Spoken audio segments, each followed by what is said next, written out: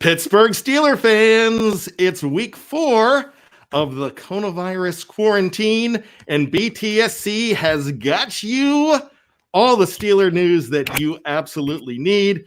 As you can see, Tony and I are practicing our social distancing at our very best. And I am, hey, look, I've listened to the governor of Maryland. I'm listening to every official that's coming on saying that we have to be safe. So I figured, let's be safe. So there we go. My name is Bryan Anthony Davis from Behind the Steel Curtain. Along with me, once again, is my good friend, Tony Defeo from Behind the Steel Curtain. Tony, what is going on? How's week 4 going? Week 4, it's feeling like Groundhog Day more and more each week. And your suit reminds me of the one scene in The Naked Gun, if you know what I mean. I like it. I do know what you mean. You know, I have not been out of the house for 12 days. So I decided that I needed to go to Sam's Club because my wife has been going out. So I went out, and I am so glad she hasn't seen the movie Silkwood. Do you remember Silkwood? I've heard of it, but I've never seen it. I should have wore this getup to Sam's Club because, you know, when I came out, it was like, I don't care if there's neighbors around. You need to get undressed. She followed me around with Clorox. You have to get undressed on the front porch, run and take a shower right away. If she saw Silkwood, what they did to Meryl Streep when she was exposed, the Silkwood shower is when you get these they're like wire brushes, and they just scrubbed her down. Didn't work, actually. Right. I already ticked somebody off. This is something that I'm going to go ahead and take off too. But we're just trying to have a good sense of humor, Ollie Howard, please. Ollie Howard. Ollie's my buddy. I like Ollie. I hope Come on. If I offend somebody, I do apologize. It is going off when Tony goes on his new segment, because 1, it's hot, and 2, you know what? 2 is it's going to make a lot of noise because I'm Italian, and you're going to hear this a lot when I move my hands. So, anyways, Tony, before we get to the new topic, the topic of today's show is how much confidence do the Pittsburgh Steelers fans have in the front office after all the bold moves? And that's something we're going to talk about. But in the meantime, you're going to go ahead and we're going to debut your new segment on the show. And what your new segment is, we're calling it Totally Tone Deaf. And this is your chance to go ahead and 1, let me change, and B, and 2, not B, 2, and 2, to go ahead and talk about what you want to talk about in Steeler Nation. So this is your chance to be the host. And ladies and gentlemen, I give to you our new segment. It's called Totally Tone Deaf with Tony Defeo. Well, thank you, Bryan. And thank you, everybody, for tuning in again this Monday. I know it's a long off season, but the thing I want to talk about today is the idea of grooming a future starting quarterback for Big Ben. And believe it or not, people have been talking about that for, I'd say, about 7 or 8 years now. Right around the time that Landry Jones got drafted, actually. I think Charlie Batch mentioned that and said that it could be a possibility that he was brought in to be the heir apparent to Ben. So, but as an aside to that, you know, if the Steelers were really serious about drafting a successor back in 2013 or 2012, somewhere around there, that guy would be about 30 years old, right? He'd be about 30 years old and probably halfway through or totally through his second contract, by the way. And oh, by the way, Big Ben would still be here. He'd still be playing. So I guess my point is, what do fans mean when they say bring a guy in and groom him to be Ben's successor? What is grooming? I think what they think it means is you bring a guy in first, second, third round, and you let him absorb all the knowledge of you let him, learn the offense and take all the second team reps in practice, take all the second team reps in training camp, take all the first team reps in the preseason, because usually the backup starts the majority of the time. What did Mike Tomlin once quipped that Landry Jones took more preseason snaps than any quarterback in the history of the NFL, and he probably wasn't far off. So But what does that all sound like? It sounds like Landry Jones, right? He was on the bench basically for 5 years. He absorbed the offense. Nobody knew the offense better. No backup knew the offense better than Landry Jones. And he played in the preseason. He started basically for the last 3 years. He was the starter the majority of the time, 2015 through 2017. And here we are today, 7 years after he began his NFL career. And last I checked, he was throwing multiple picks in the XFL. So what am I saying? I'm saying the idea of bringing a quarterback in and having him sit on the bench for 3 or 4 years and grooming him to be the heir apparent, it's just NFL history shows it doesn't work that way. I mean, most of your big time quarterbacks, even good quarterbacks throughout history, they were thrown in right away with very few exceptions. Maybe Aaron Rodgers. You could look at Aaron Rodgers and say, well, he sat on the bench for 3 years behind Brett Favre, and then he came in and boom. But Aaron Rodgers was going to be good whether he sat for 3 years or started game one. Big Ben's another example. I was listening to Ike Taylor the other day on the radio on the Fan, and he said that Ben sat and learned. Big Ben was on the bench. He wasn't on the bench long enough for his big buns to get warm. He was in there by the second game, and the rest is history, right? He's been in ever since. Dan Marino, a guy at the Steelers. Big buns. Yeah, big buns. I like Big that. Ben. Don't let Tony hear that, because if Tony hears that, that's going to be his new name for him, Big Bun. No, but Dan Marino is a guy that Steeler fans have been lamenting the fact that Steelers passed him up in the '83 draft, and rightfully so. I mean, history shows that he would have come in. Terry Bradshaw was basically done after '82, and history shows that he would have come right in. Hopefully, Noel and his staff would have recognized right away that he was head and shoulders better than Cliff Stout and Mark Malone, and he would have started from day one. And the Steelers run would have continued all the way through into the early '90s, probably. But hypothetically speaking, say Dan Marino had to sit behind Terry Bradshaw for 4 or 5 years. Can you imagine a talent like Dan Marino, one of the most revered quarterbacks ever, maybe the best quarterback ever, sitting on the bench for 5 years and just wasting away all that talent? We're talking about 48 touchdown passes in '84. He was the first quarterback to ever throw 5,000 yards. So I guess what I'm trying to say is when a quarterback's ready, he's ready right away. And when the time comes to find Big Ben's replacement, they're going to do it. In my opinion, they're going to do it the second he decides to retire, whether it's after 2021, 2022, this year, or whatever. They're going to draft a guy in the first round, or they're going to do a like Denver did in 2012. And if they feel like they have a ready-made contender, they're going to go out and get a veteran like a Peyton Manning, or look at all the quarterbacks that were and still are available this year. They're going to sign a guy like that and bring him in and continue their role. But if they do get a guy in the first round, they're going to put him in right away, and they're going to let him take his lumps. Or maybe he'll be like Dan Marino or Big Ben or some of the other great quarterbacks, and he'll be good from day one. But that's how it's going to happen. You can find very few cases to bring my point home. You can find very few cases throughout history that shows that it's a good idea to bring a quarterback in and let him sit on the bench for 3 or 4 years. And then, okay, son, it's your turn to be you've been groomed, snatch the pebble out of my hand and go in there and take over for the franchise quarterback. It just doesn't work that way. So that's my first segment. I hope it wasn't too bad. And thank you for your time, and we can discuss. Great job. Totally tone deaf, the very first edition. Wes asked Tony, let me ask you this. If they keep Rudolph on the bench, if you were Rudolph, would you consider re-signing with Pittsburgh after 2021? Well, I mean, it all depends. Would that be as a starter? If they said, hey, Mason, in 2021, if Ben does retire after that season, which would also be the end of the last year of his rookie deal, he would. If they say we want you to be a successor, well, then he would command starter money, not franchise starting quarterback money, but certainly starting quarterback money, which I think would be about 15, 20 million a year. You're not going to get a starter in today's NFL that's off of his rookie contract for less than that. So I would, if they want him to be the starter, I would definitely sign if I were him.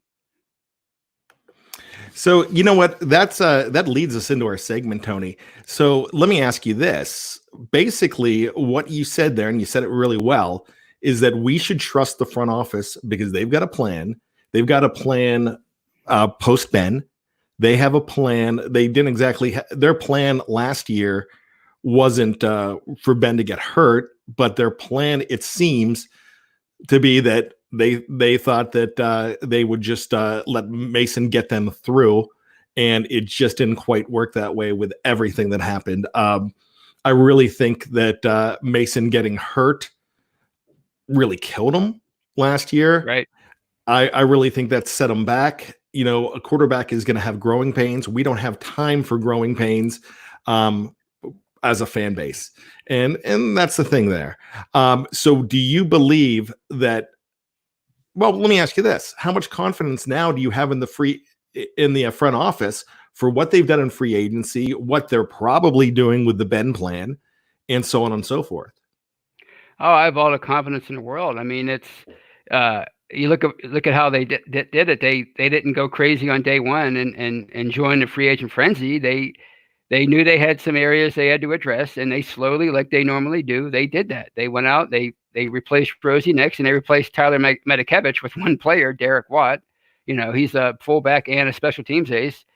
They went out and they found at the very least depth along the offensive line. I mean, you have a solid veteran, and forgive me if I say his name wrong, was Wisniewski, the kid from Penn State. You got it. Yeah. And then they went out and they really, on paper anyway, strengthened. They made their tight end position a strength. I mean, it's going to be that should theoretically create matchup problems. So those are three areas right there, and they address the depth along the line with a young player with some upside and Wormley. So yeah, I mean, I have tremendous confidence. And as far as they're playing with Ben, I mean, I think last year was a blessing in disguise for them and for Mason Rudolph. I mean, could you imagine if in a perfect world, Ben played 2018 through 2021, went out, you know, in a blaze of glory, and they had nothing to go on with Mason Rudolph. They had no regular season data to go on with that guy to make a decision as to whether or not they should re-sign him or they should make him their starter of the future, which again would be for 15 or 20 million. So now they can build on the plan that they started in 2018.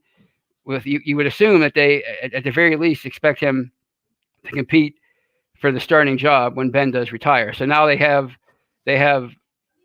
experience and they have knowledge of what he can do and how he can grow.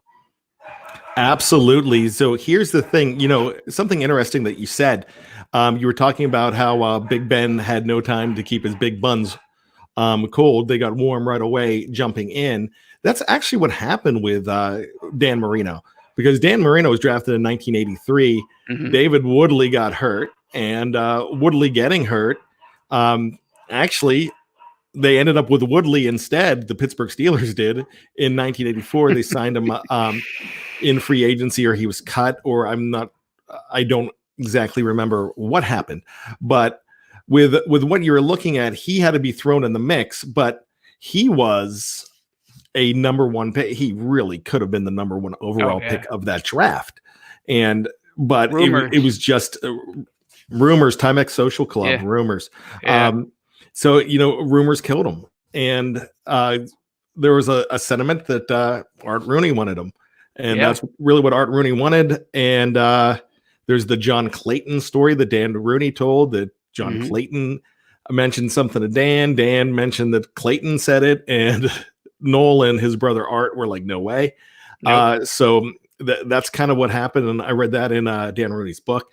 But some really interesting things there. Great job. Tony, I'm confident in Kevin Colbert. I've been for a long time. And I have some friends that say the Steelers don't draft well. Well, the only thing that the Steelers have struggled with was drafting corners. However, now I have argued with Jeff and Dave on this. I think I may have argued with Lance on this as well. I could have possibly argued with you on this. I don't really think that they draft corners as poorly as they do. The corners aren't deep when they get to them, though, is what happens. they make fun of me all the time on the preview about Senquez Golson. And my thing is, how can Senquez Golson be a bust? I mean, it was obviously the wrong pick because he had never gotten hurt, but he ended up getting hurt and never even saw a preseason game. So what he had there is he might have been the right pick, but it didn't work out. He could have been a great player, but it just did not work out because of injuries.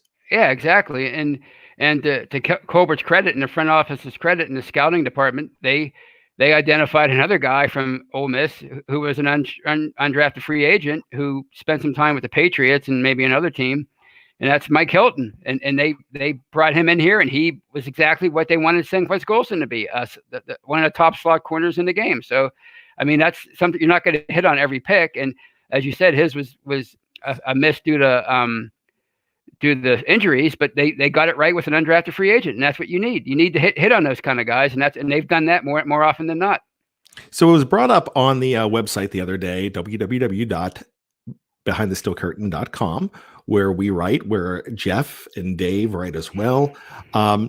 So what you saw there, and also on the preview, it was brought up that the reason they're signing all these XFL guys is because the front office is working in different avenues than just the draft and just college. And where have we heard that before? There's a guy that will be in the Steeler Ring of Honor, if he's not already in the Steeler Ring of Honor or might be going in now. You have a guy named Bill Nunn Sr. Now, Bill Nunn Jr., you know from the movie Sister Act. He was the detective in Sister Act. Bill Nunn Sr. was the guy that he worked for, I don't know whether it was the Post-Gazette or worked for a Pittsburgh newspaper, worked for like Courier. A draft report, the Courier. Okay. Yeah. And so he was a draft guru, but he knew where to find these guys at small colleges, at the time, small black colleges. Mm-hmm. And that's where you found Mel Blount. That's where they said, look, you get Stallworth now. I have him grading up really high. You get him now. Mm-hmm. Because they would have waited on that because they had already picked a wide receiver in the first round. And here they turn around and do it again in the fourth. So this was a guy who shaped their teams. He is more responsible for, excuse me. He's more responsible for the 1970s dynasty than most, because of he was looking everywhere, and he had an inside to these colleges, and that's what really helped them. So they're looking everywhere now. I'm not saying they're challenging them because it's not apples to apples here, but it's you still have an opportunity to go ahead and find some players by looking, looking elsewhere. With that being said, I love what the front office is doing. Yeah, there's some talk in here, some talk in the live chat about Bill Nunn being in the Hall of Fame. How he should be in the Hall of Fame. I think he actually gets in someday as a contributor. I think he gets noticed. There's also some talk about you can't hit on every draft pick. Well, you can't hit on every draft pick, but they've hit on a lot of them. If you go back to the last two draft picks, 2 in a row that were really rough, were probably 2008 and 2009. Yeah. Mendenhall got hurt. Right. I don't know if Mendenhall was a bad pick or not. Mendenhall, when he was healthy, ran really well. We're never going to forget that fumble. I don't know how the guy with the shortest hands in the world would have not fumbled when I believe it was AJ Hawk punched it out. Clay Matthews. I know he got hit on both sides, but what I'm saying is Mendenhall was rough. Ziggy Hood had a long career in the NFL. Yeah. Close to 10 years. Right. 8 or 9 years, a lot of them with the Redskins, with other teams. But Ziggy Hood wasn't the right guy either. But, they were picking 32 there. You go to the next draft, they get Pouncey. Oh, that was a beautiful draft because not only do you get Pouncey, you eventually end up with 2 other In the two others in the top 10 in the draft, Hayden and Alu, but not right away. You end up signing those guys, but in that 2010 draft. But look at the other guys you picked up. Jason Worlds was good, and then he decided to move on. He actually decided to leave altogether. Third round was Emmanuel Sanders. In the sixth round, famously Antonio Brown. There were a lot of good picks from that draft. A lot of good NFL players. The Steelers really did well. In 11, look at your number one. He's still on the team, Cam Hayward. 2012, look who's number one. He's still on the team, David DeCastro. We'd like to forget 2013. The number 2 pick ended up being pretty productive in Le'Veon Bell, but Jarvis Jones at number 17 was rough there. But go back and look at the top 32, the first round of that draft. That 2013 was a rough draft for everybody. 2014, Ryan Shazier. 2015, Bud Dupree. You might not be loving Bud Dupree, but Bud Dupree is pretty productive as far as an NFL player. You can't ever say that he's really a bust. He might not have the expectations that you have as a number one, but you had a starter for a very long time, and will probably be, if he remains healthy, a starter in this league for a long time, no matter where he ends up. In 2016, one Arthur Burns, really rough. That didn't pan out. Everybody from the 2016 draft is gone. 2017, he's okay. He's one of the Watt brothers. I mean, I don't know. I mean, his name's Watt, so I guess that's why they took him. I don't know if he's any good. We'll find out in a few years. I digress. Hopefully his brother can show him how to play this year. Yeah. Now that Derek's on the team, maybe TJ will learn how to play. And I hope you know facetiousness. I hope you know that we're joking, because TJ Watt. People were complaining about that pick at the time. Oh, great, I remember. Pick. Yeah. Then the second round. Well, let's get this guy named Juju Smith-Schuster. And I was like, I love this guy. I love that pick. Third round, everyone was happy with James Conner and Cameron Sutton.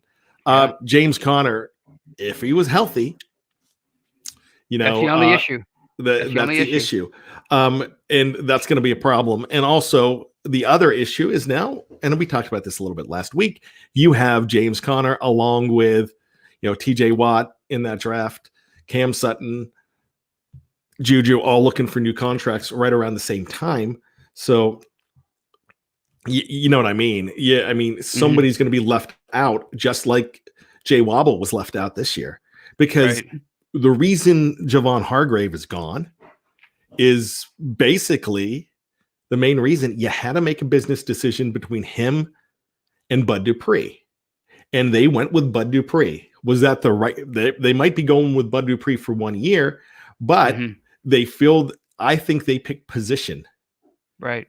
And I think that they picked the edge linebacker position as edge rusher position as more important than a nose tackle that's not out there 100% of the time on defense. Exactly. So that's something that you're looking at there. 2018 draft. He's been a starter for 2 years. He's going into his third year. Terrell Edmunds. They talked about Lance and Jeff did a great job on Homer and the Hater show yesterday. I don't know if you had a chance to see it. Fantastic show when they talked about the curious case of Terrell Edmunds. And the thing about it is, when you look at Terrell Edmunds and you say he's the worst player on the defense, he's the worst. He might be the worst player on a great defense. That's like saying there's no bad beat. There's somebody's the worst Beetle. You know what I'm saying? And he hasn't been a total liability. It's just he hasn't been spectacular yet in 2 years. Exactly. That's just like saying that, you know what I mean? He's the worst of the super friends. Now, nobody bring up Aquaman or anything like that. But, Casey Kasem was on that show and I loved it. So that's why I was a huge Super Friends fan. But Terrell Edmunds, he is playing the part and playing the role, and he's been a starter. And if he's the worst guy you're going to have, he might be the fifth, sixth best player on another defense. So if he's the 11th best player on that defense, I mean, there you go. But and he still has 3 years presumably to get better. I mean, not every single draft pick is going to hit right away. Sometimes it takes a few years. But Dupree's a good example of that. Yeah, and I think you see him playing the Mark Barron role a little bit this year too. But then that means you have to have another person coming in at safety. So now a lot of people are saying, yeah, he's the guy that you can't trust. Is Cam Sutton better than Edmonds? People are asking, there's a lot of questions there. But like I said, he is not. I mean, if he's the worst that you have, then that's fine. I'd rather. I mean, that's like saying he's the worst Backstreet Boy. There's no bad Backstreet Boys. There's no bad Beatles. There's no bad Rolling Stones. You know what I mean? There's no bad members of Huey Lewis and the News. Very good. Okay, so I take back the Backstreet Boys. I was just trying to make Tony laugh. He's no bad members of Hanson. Right. Exactly. And when I talk about Hanson, I'm talking about Slapshot, actually. So, Johnstown. Got to throw in Johnstown. Right. But anyways, so what we're saying is the front office knows more than, and they're continuing. So where is your confidence level now in the front office than it was a year ago? I'd say it's about the same, because last year they impressed me greatly with the moves they made. I mean, they didn't all work out, but they certainly addressed enough needs and enough of them panned out to make that defense great. I mean, Steven Nelson, Mark Barron was serviceable for them, and obviously Devin Bush. Moncrief didn't work out, unfortunately, and a couple other players didn't work out. But that's just how you're not going to hit on every one. I think that's what people have been saying in the live chat, and it's the truth. You're not going to hit on every free agent signing. You're not going to hit on every draft pick. And by the way, if you ever want to see, if you want to see some bad draft classes, you mentioned 08 and 09, go back, look at the football database or Wikipedia, whatever you want to go and look at. Look at some of those Steeler drafts from 85, 86, 83. I mean, there were some entire draft classes that did nothing. And that's what the great Chuck Noll and the great Art Rooney Jr. as the lead scout, as the head of the scouting department. So even they had their problems. So Tony, you don't even have to look it up. I'll just tell you, 1980 was Mark Malone. 1981 was Keith Gary. 1982 was running back Walter Abercrombie. 1983 was Senior Sack, the late Gabe Rivera. Mm-hmm. We all know what happened there. 1984 was probably the best one of that bunch. My favorite at the time, Louis Lips. Of course. Love me some Louis. 85 was a rough one from Wisconsin. Daryl Sims. 86 from Temple was John Renstra. 87. Yeah, he was pretty good. He was okay. Yeah. I take it back about Louis Lips. The best of the bunch was from 87. I had a migraine. I had to stay home from school, and the draft started like at 7 in the morning. That was the last one I watched from school. My mom let me stay. It was the last one that was on a weekday. My mom let me stay home from school that day. Yeah, I don't know if it was good parenting, but morning. Yeah, and I watched it, and I just remember that well. Rod Woodson coming in. 88 was Aaron Jones. That was a rough one. 89 was a double rough one. Tom Ricketts and Tim Worley. So yeah, those drafts weren't great, but you had. I mean, they still. Here's the best part about it. They didn't have many losing seasons. They went to the playoffs. Still quite a bit. Right. Of course, they didn't go in 80 and 81. They went in 82, 83, 84. So that's 3. They did not go in 85, 86, and 87. In 89, they went again. So 4 of the 6 years. So it wasn't great, but they went. And they set up teams for the 90s on bad drafts. Yeah. But then you're looking at guys they took in the 6th, 7th round, like Greg Lloyd. I think 6th round from Fort Valley State was Greg Lloyd in the 1987 draft. So they drafted the future for that team. So a lot of good stuff there. The 90s, they drafted so much better. Yeah. I mean, the 90s, we could reel off the 90s and you're like, oh yeah. I mean, because I Mhm. just love Steeler drafts. I live for them. This is going to be weird because I've never not had a number one pick, and I've watched every single draft since I Right. would probably say 87. Mhm. I haven't. 88 was great too because I had mono. So the only good thing about mono, so I saw it in 87, I saw it in 88, and then they moved it the weekends, and I was like, yes. So let's go to the live chat, and people can help the show by jumping to the head of the line with a question and answer.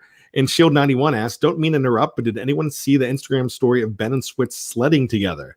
I don't know. It made me laugh. They really like each other. You know, it's good to have a good connection like that. And that's probably one of the reasons that that Switzer is on the team. And Switzer plays well, a lot better when he's with Ben. I know the first two games last year, I mean, he went to Switzer a lot in the first game against New England, but nothing was working right. Maybe I mean, we keep on talking about how Switch should go, but if Ben has a rapport with him, that makes him a weapon. So, and you know, Ben's the offensive coordinator. I don't know how much of a GM he is, but you know, and that's another topic for another time. Does Ben have too much power? That might be pretty soon. We'll leave that one to Lance. We'll give that one to Lance. Lance will be good on that. But you know what? I did not see that story. I must have missed that. Tony, did you see that one? No, but it goes back to last year and the kumbaya that they enjoyed last offseason, and it looks like it's carrying over to this offseason. Hopefully, it's not as long as an offseason as it might be, but it's nice to see that they're getting along, and there's still a lot of great team chemistry there. So we're going to get ready to start the question and answer part of the show, and I'm going to start off with Trevor Follins. I hope I have this right. Follinsby. I think I got that right. Trevor looks a lot like Juju. Look at him. Yeah, The wow. picture. If you guys had to speculate, who do you think the Steelers will play week 1? So I'm thinking the schedule's going to come out sometime next week. If it holds true, last year it was about 10 days before the draft or so, and I was trying to look that up this week. Just yesterday I was looking that up. So here's a few things to look at. They will not, and they cannot play the Kansas City Chiefs on Thursday night because they don't draw them this year. So so that's nothing there. I'm almost certainly thinking that it's going to be a team like Cleveland. Because I think they want to start that rivalry off in week 1 again. Yeah, right. And so I'm going to guess that it's Cleveland. But if it's Cleveland, I think it's in Cleveland. So that's just off the top of my head. I haven't really thought about it. That's a great question, Trevor. But I'm not sure. Let's go with the Cleveland Browns. And I actually think that could be a primetime game too. I'm actually going to go, if I may, I'm going to say, and this is, I don't know why I thought of this, maybe because they played Cleveland a couple years in a row and they were really bad, but I think they're going to start them off at a simple 1:00 game on Sunday afternoon at Cincinnati. How crazy would that be against Joe Burrow? Oh, wow. There you go. Yeah. They've played the number 1 pick in the draft before. I remember that. On week 1, I remember when they played Elway in 83. Very interesting. Dennis Sheridan, just another question. He just says, nobody takes me sledding. I would love to go sledding to a casino. I would go anywhere with Dennis Sheridan. That guy seems like he would be awesome. So I don't know what state. I can't remember what state. I think he's 3 hours behind us. So I think he's out west. Dennis will have to let us know. But what I'm thinking is that if I get a chance, I'll take Dennis somewhere, and then you can join us, and we'll have a big party, and Dennis will be there awesome. too. Getting bent with Bo. I haven't seen Bo in a while. This is nice. He would love to go to a casino. Could you see Dennis in the casino? He might be. He might like go up to the tables, and he'd be like like the guy in Ocean's 11, like Carl Reiner in Ocean's 11, and just be like the big whale and the big spender where they're like comping them stuff. Oh, what a great movie! I'm a huge Ocean's 11 fan. I don't want to get off on a tangent. I like the original Ocean's 11 from 1960, where not a lot of people know this, but besides the Rat Pack and of course the great Frank Sinatra, Mr. Roper was a part of Ocean's 11. So you got to throw that out there.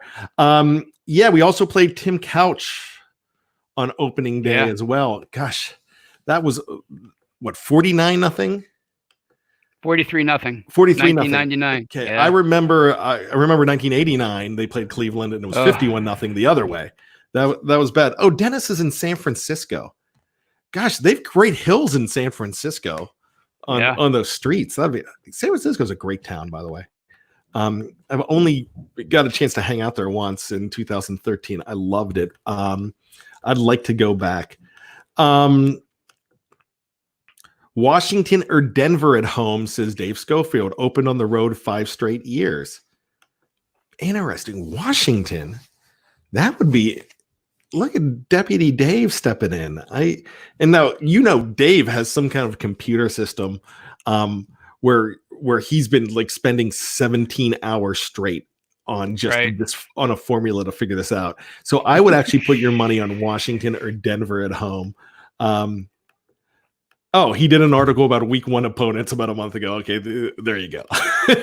I'm actually excited about now that we've all said our piece about who they're going to play in week 1. I'm excited about the schedule coming out. I feel like, and I want to be right. I need some competition.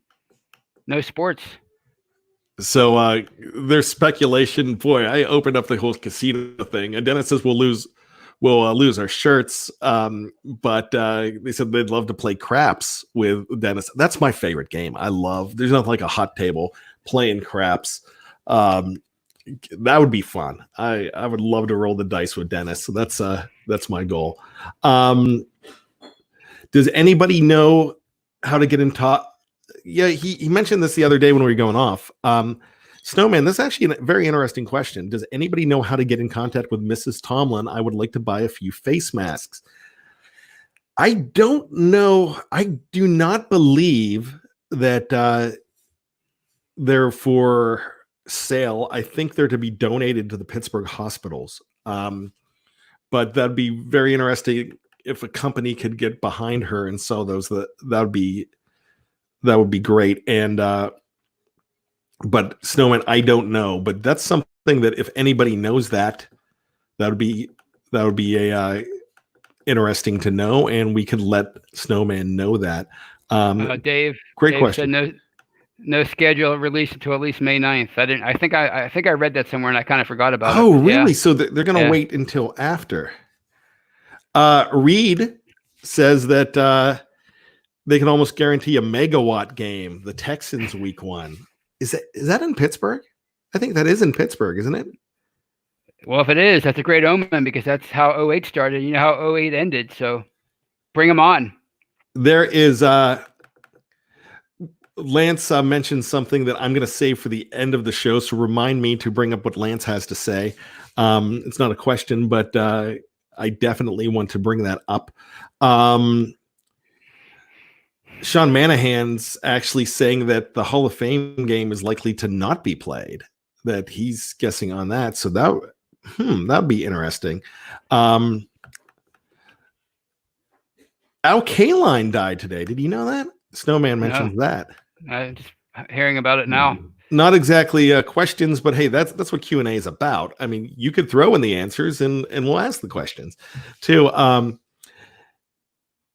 Mark Davison says, and Mark, of course, I'm going to preface with Australia's Mark Davison is not. Hopefully they move my money to September and then I will see a real Pittsburgh game as well. We got to know, Mark, if you're coming over, we got to Steeler Nation will hang out with you. That's, between Dave and Tony, who are right there, I'd love to come down for that too.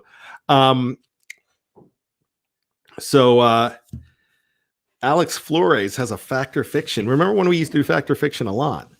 My first show was with Zach Parnes, who is now a sports director towards Salisbury, Maryland, for an NBC news station. He went to Syracuse University, and we would do Fact or Fiction every week. And he was still at Syracuse when we were doing that show. We actually did a live show from Permanis once and on Blog Talk Radio, and that just didn't work because it was so loud, but it was fun. Fact or Fiction, Juju and Johnson will combine for over 2,000 yards next season. I'm going to go with fiction. I'm going to say it's still going to be a good year for the offense, but it's going to be spread around more because Ben doesn't have to worry about throwing to AB. So he's gonna be a little bit more generous with his distribution. So I'm going to say, not that they're not going to have great years, but I'm going to say fiction. I'm going to respectfully disagree with you and say, they are going to might be more than that. I think they're both 1,000-yard receivers next year. If the health is there, I mean, Ben's done it before. Juju and AB were able to do it together. So I'm going to go ahead and say, yes, it is going to happen, Tony. There you go. Oh, and Lance brought up, speaking of legends that passed away, Lance brought up that Bobby Mitchell, the great Bobby Mitchell, passed away today. And if you ever want to look him up on YouTube, he has a lot of great stories. He appeared in a lot of NFL Films features over the years throughout the 70s, 80s, and 90s. He has a lot of great stories about guys like Jim Brown. So he was a great talent, and I think you should check that out. Yes, rest in peace to Bobby Mitchell as well. Wow, I did not know that. This is the first I'm learning about that as well. Andre Coleman brings up a stat, and I like this. Here's a stat. Ben is 479 yards away from beating Eli Manning. If he plays 2 games, hopefully he's able to go ahead and do that. Yeah, so that will put him into 6th place all time. Yeah, amazing. If that happens. Is it 6th or 7th? Is Eli currently 6th, or is he currently 7th? And Ben's right behind him at 8 or 7. It's something like I put that together recently, and now I'm not remember. Mark Davison says he's coming over for the 4th time to see the Hall of Fame game and ceremonies. I'm supposed to go to that too. I put that on the calendar before all this happened, though. Yeah. For the Troy and Bill Cowher. If it's canceled, hopefully it's moved to September. You know, the interesting thing about that, Mark, is Donnie Shell has been moved to September. Mm-hmm. So Donnie Shell, I mean, and this was originally done before all of the virus stuff started. You never know. They might move that one to September and move the other one back. I'm not sure. I know the Masters has just been rescheduled for November. Oh, okay. So you're going to be watching the Masters right around Thanksgiving. So that'd be really cool. Gosh, that's going to kill Jeff. You know how much Jeff loves golf. So with Sunday at the Masters up against Steeler football, you know he's praying. I bet you he's praying for bye week. That's the first thing he looks at is November, hoping they have the late bye week just because of that. I can guarantee that.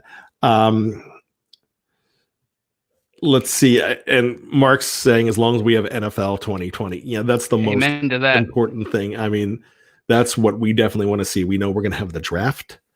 We know we're going to have, but we don't know anything besides the draft. And that's the thing, because the draft's the easiest event to put on without people behind your computers. Yeah. Alex, and as far as go ahead. No, you're as good. Far as as far as people complaining about that, I mean, I think we need something like that to focus on. I mean, I think it'd be a lot of fun, and people are wondering how they're going to do it. They're going to do it. I'll probably have a host or two in the studio, and then everybody else will be at home, maybe on Zoom, maybe on their phones, whatever. It's not going to. I can't believe people are making a big deal out of this. It seems like a pretty simple thing to do in 2020 to have a virtual NFL draft. I mean, it used to be all the time. We just got caught up in it. Alex Flores asked, what's our record this season? What do you think, Tone? I like 10, 6, 11, and 5. I think it's going to be good enough to win a division and make the playoffs as the 3rd or 4th seed.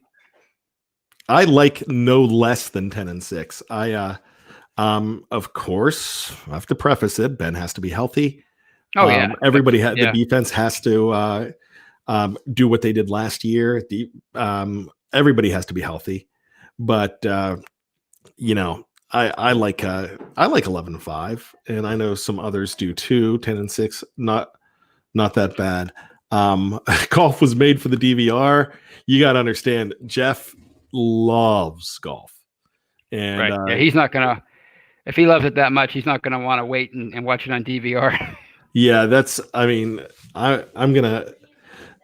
I guarantee you that's. I don't know if he's thought about that yet. I'm sure he has when he saw that, but that's really. You never thought that the Masters would go up against the NFL. Gosh, wow. This is 2020 is a crazy year. And it's funny. It's like, I hope I didn't offend anybody at the beginning of the show with the hazmat suit, or the Tevlac suit, or whatever it's called. But I saw something online the other day that 2020 is like Harry Potter episode 5 when Dolores Umbridge came in. And if you're not a big Harry Potter fan, you know what I mean. That's funny. But with that being said, we're going to get ready to call it a show. But before that, a couple things I want to bring up. And the first thing first, the all-decade team came out today. Tony, what were your thoughts? 2 Steelers made that team. Pouncey and AB, I have no problem with that. I mean, how could you keep either one of those guys off? I mean, they AB is one of the best receivers. He had one of the best stretch of any receiver in NFL history, and obviously Pouncey with all the Pro Bowls and I perfectly fine with that. With those two guys making it. So there's one Steeler that was upset that he did not make it. Le'Veon? No, it was Joe Hayden. Oh, okay. Now, he wasn't indignant about it because you know what? Joe is a class guy. Right. But he was like, I can't believe I didn't make the team. I didn't get to read the article. I didn't click on it, but I definitely wanted to bring that up. Then I thought he really played well to be one of the guys to make it, but I have not seen the corners that are up against him that made it instead of him as well. So that's something I want to take a look at, and I'll talk about it later on this week when I have more information, because that came out a little later on for me while I was preparing and trying to do my own work from home too. I have been doing a lot of my real profession. I've been doing throughout the day as well. So it's been crazy, and I haven't seen as much as I used to. Snowman asked, who's the jersey? It's my Devin Bush jersey. This is my second Devin Bush jersey. I actually sold the first Devin Bush off of my body during my fantasy football draft to a complete stranger that was drafting at Permane Brothers, where I was at. And he wanted to know where you can get one. I'm like, well, this is the first time I ever wore it. And I took it off and gave it to him. And I sold it to him, and I went and ordered another one that night. But of course, I got them at a discount, so I did well on it. I made out on that.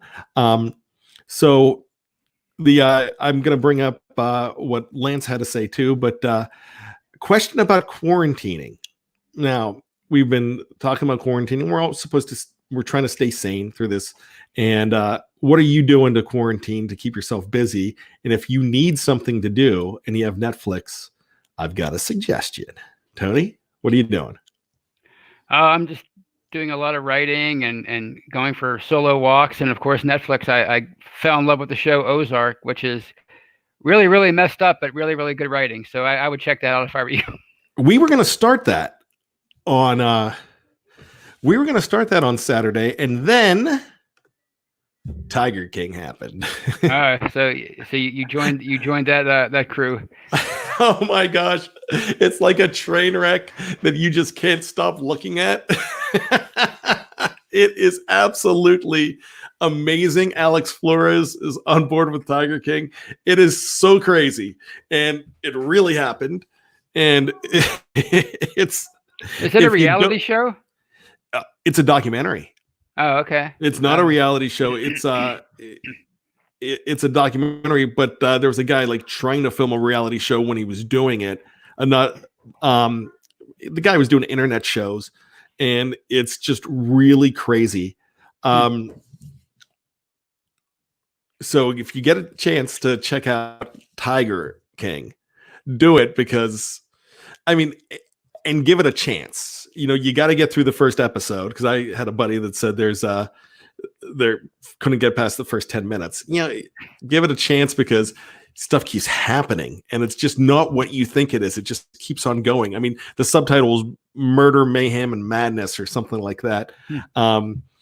I heard, getting bent with Bo, I heard that there's going to be at least another episode that they're going to have. They're maybe working on a second season. David Spade is loving these people from Tiger King. He's interviewing a lot of them. Really interesting. So I do have to check that out. Again, Aqua Noob obviously watched the show. Carol did it. That's all you need to know. Money Heist, I got to check that out.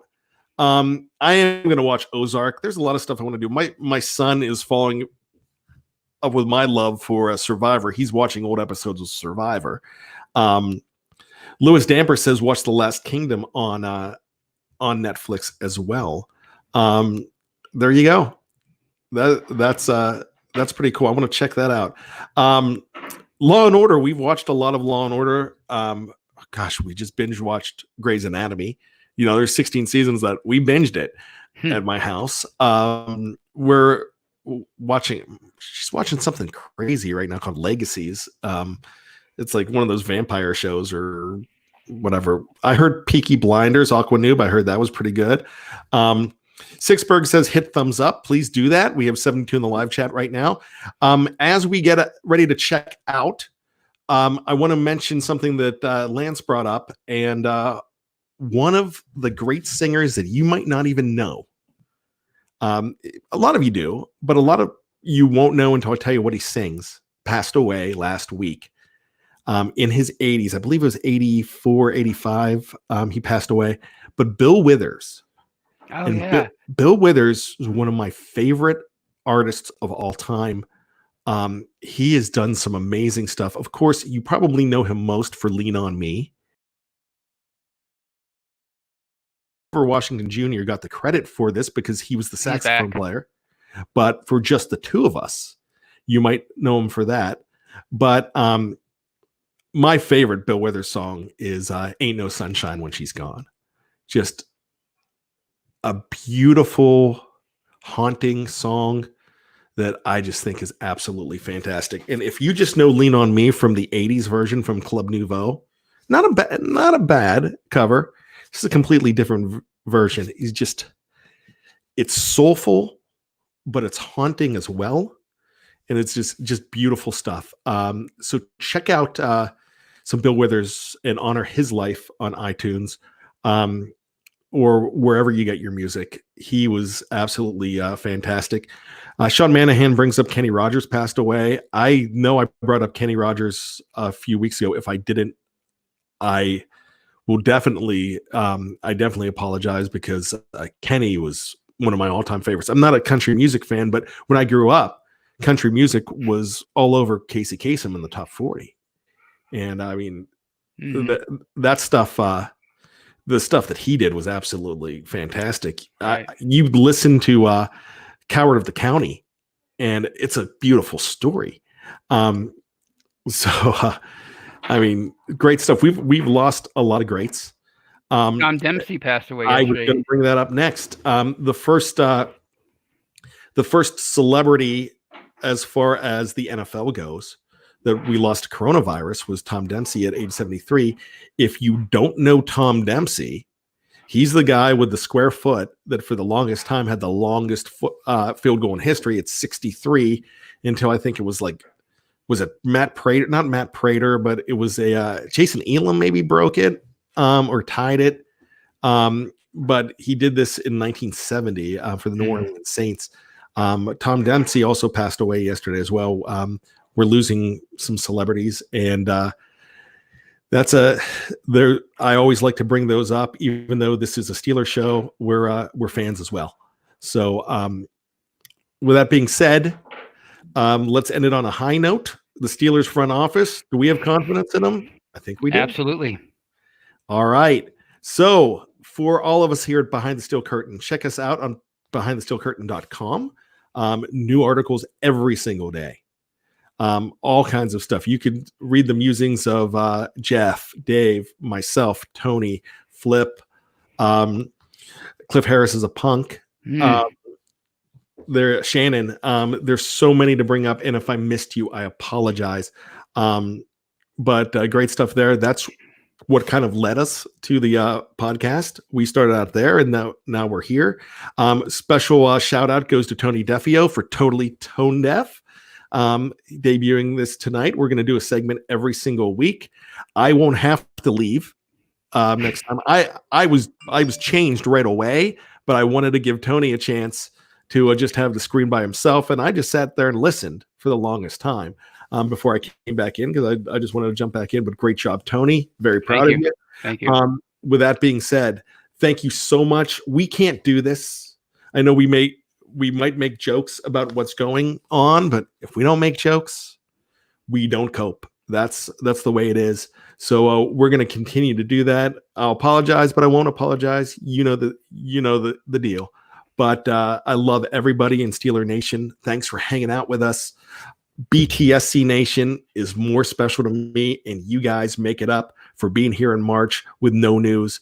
But no news when it comes to being with you guys is still good news. So with that being said, for Tony Defeo, I'm Bryan Anthony Davis. And just when you think you know all the answers, to quote the great Rowdy Roddy Piper, Tony? We keep changing the questions. See you next week.